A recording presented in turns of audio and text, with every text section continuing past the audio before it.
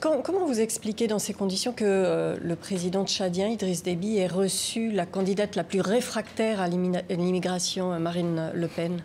Parce que tout simplement, Marine Le Pen, malheureusement, elle est celle qui pourrait être, en fait, aujourd'hui, quand on lit les médias, quand on écoute votre radio, les médias français, c'est la seule personne qui est assurée d'être au second tour.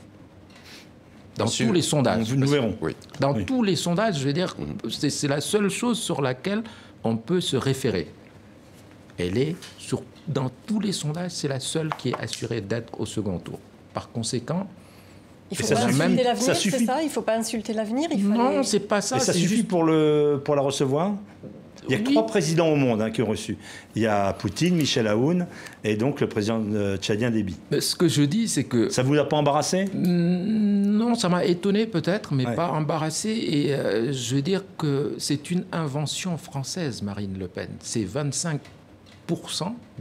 de l'électorat français qui met en avant cette femme-là. Donc c'est une invention proprement française et c'est un problème franco-français. S'il y a à lutter contre l'extrême droite, c'est pas en fait aux étrangers de lutter contre l'extrême droite, mais il est évident que tous les jours, depuis que je suis ici, on parle de l'éventualité ou de la probabilité que cette femme-là se retrouve au pouvoir.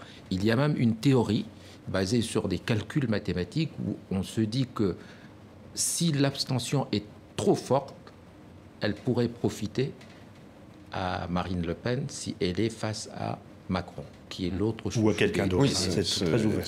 Ces électeurs sont ceux qui sont le plus déterminés à voter pour un candidat, celui-ci en l'occurrence. Absolument. Et donc, ce qu'il faut prolonger quand même cette réflexion ou ce raisonnement, c'est que si Marine Le Pen devenait présidente de la République, si l'extrême droite se retrouvait au pouvoir, et même aujourd'hui, le Parisien, par exemple, parle de la possibilité qu'il n'y ait pas un Premier ministre, parce qu'entre le moment où est-ce que Cazeneuve accepterait d'être le Premier ministre pendant quelques jours ou pas, si ces éventualités-là sont discutées dans les médias, la responsabilité de lutter contre l'extrême droite n'en revient pas aux étrangers, enfin, elle revient peut-être aux Français eux-mêmes.